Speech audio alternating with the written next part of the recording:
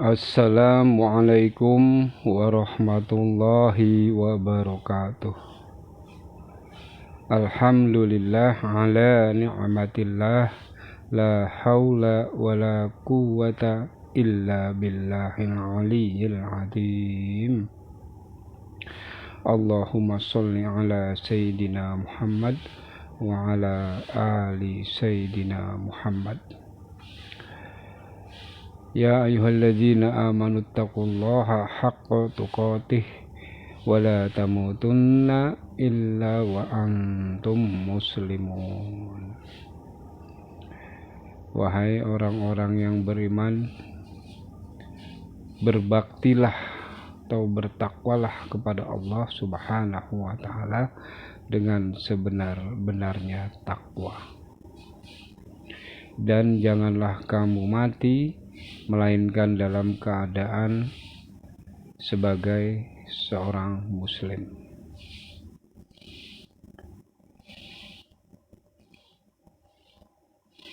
Agama Islam adalah agama yang sempurna, agama yang ajarannya mencakup seluruh bidang kehidupan manusia, baik itu bidang kehidupan pribadi, kehidupan berkeluarga, kehidupan bermasyarakat di lingkungan sekitarnya, kehidupan berbangsa dan bernegara, dan bagaimana kehidupan di bumi ini dan di alam semesta. Semuanya sudah diatur sedemikian rupa oleh Al-Islam, ajaran Islam yang sumbernya adalah Al-Quran, As-Sunnah, Ijma' wa Qiyas. Sudah paripurna, sudah sempurna.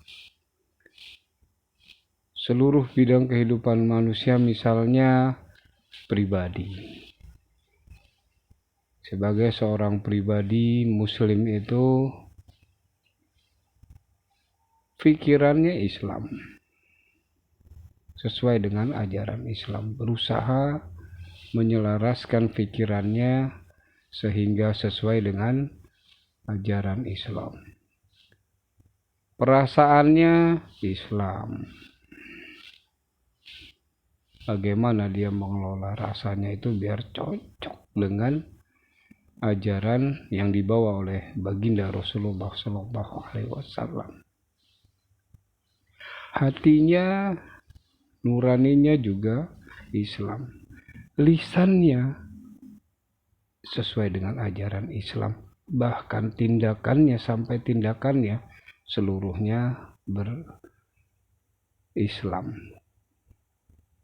Pikiran, perasaan, hati nurani, lisan dan tindakan sama semuanya, menyatu, integral dengan ajaran Islam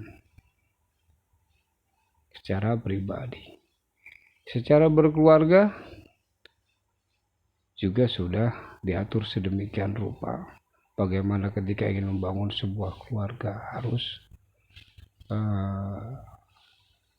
didahului dengan pernikahan, tidak asal-asalan seperti binatang. Tidak, di Islam sudah ada aturannya dengan cara pernikahan, membangun sebuah keluarga.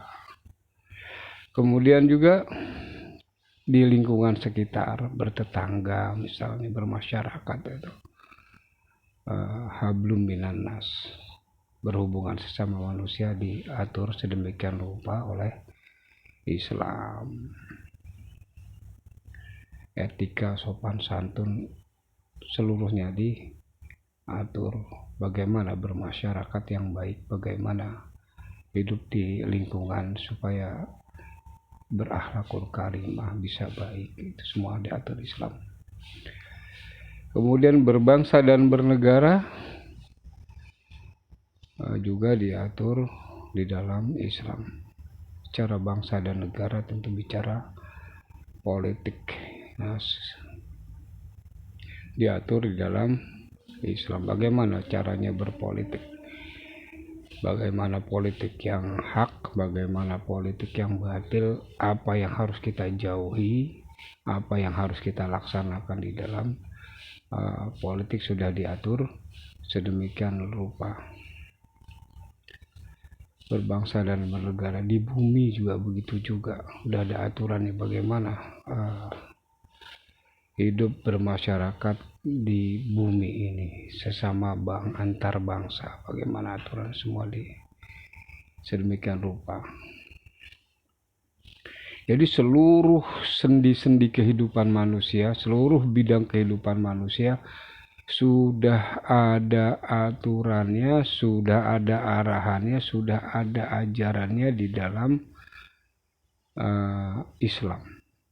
Baik itu ideologi, sains, ilmu pengetahuan, politik, ekonomi, sosial, budaya, hukum,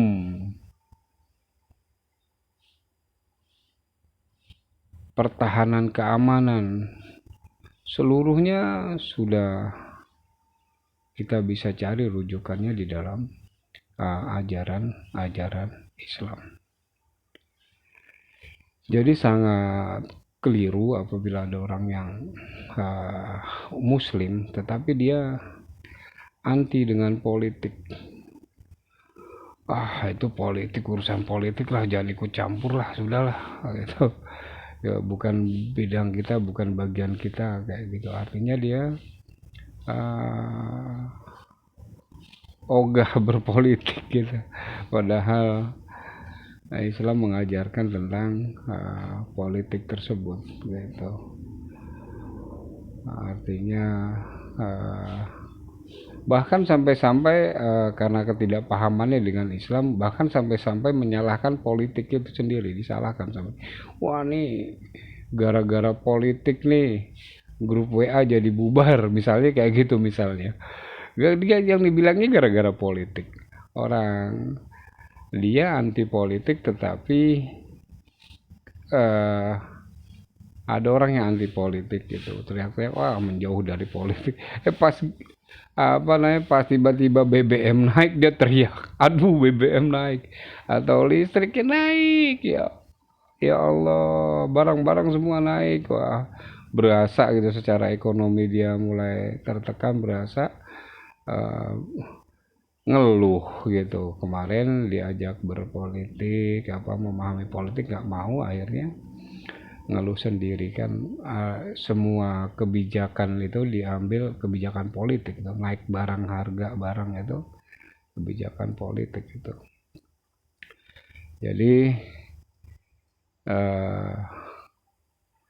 tidak bolehlah mengharamkan apa-apa yang dihalalkan oleh Allah Subhanahu wa Ta'ala. Jangan disalahkan politiknya, disalahin sikap kitanya. Misal grup WA bubar gara-gara politik, ada yang orang berpolitik, ya enggak gitu, gara-gara menyikapinya aja yang terlalu kekanak-kanakan. Misalnya ada orang berbeda pandangan politik, wah langsung kesel, langsung marah gitu. Masa marah-marah, orang berbeda kan nggak apa-apa, nggak masalah, ya kan. Cuman perbedaannya ini hak atau batil kan begitu. Kalau batil, wah nasihati baik-baik, ansi itu batil, nggak bener, nggak sesuai sama Al-Quran, sama As-Sunnah, Ijma' Wakiyah, sama pandangan para ulama, nggak sesuai, nah itu dianakan. Nah kalau yang perbedaannya tidak menyelisihi Al-Quran, As-Sunnah, masih nggak apa-apa gitu, nggak ada sangkut pautnya sama akidah dan syariat Islam perbedaannya, ya diterima aja, nggak apa-apa, kan nggak masalah, saling menerima perbedaan. Itu sebabnya, bukan karena politiknya disalahin, wah nggak boleh nih di grup WA nih, gara-gara politik nih jadi pecah belah grup WA kita. Aneh gitu. Ya nggak gitu, artinya karena politik memang diajarkan di dalam agama Islam. Islam nggak bisa dilepaskan dari seluruh sendi-sendi kehidupan, dari bidang-bidang kehidupan tersebut nggak bisa dilepaskan. Misalnya Islam dilepaskan dari politik, nggak boleh. Itu sekuler namanya, dan sekulerisme tidak diterima di dalam Islam. Wah nih, politik nih jangan bawa-bawa agama. Waduh, politik jangan bawa-bawa agama, katanya wah ini politik identitas. Waduh, politik identitas artinya politik yang bawa-bawa agama gitu, itu nggak boleh tuh. Aturan siapa? Islam tuh nggak bisa dilepaskan dari seluruh bidang kehidupan manusia. Nah, kalau Anda coba-coba melepaskan Islam dari bidang kehidupan, misalnya di bidang ekonomi, Anda lepaskan Islam, ya Anda terjerat sama riba.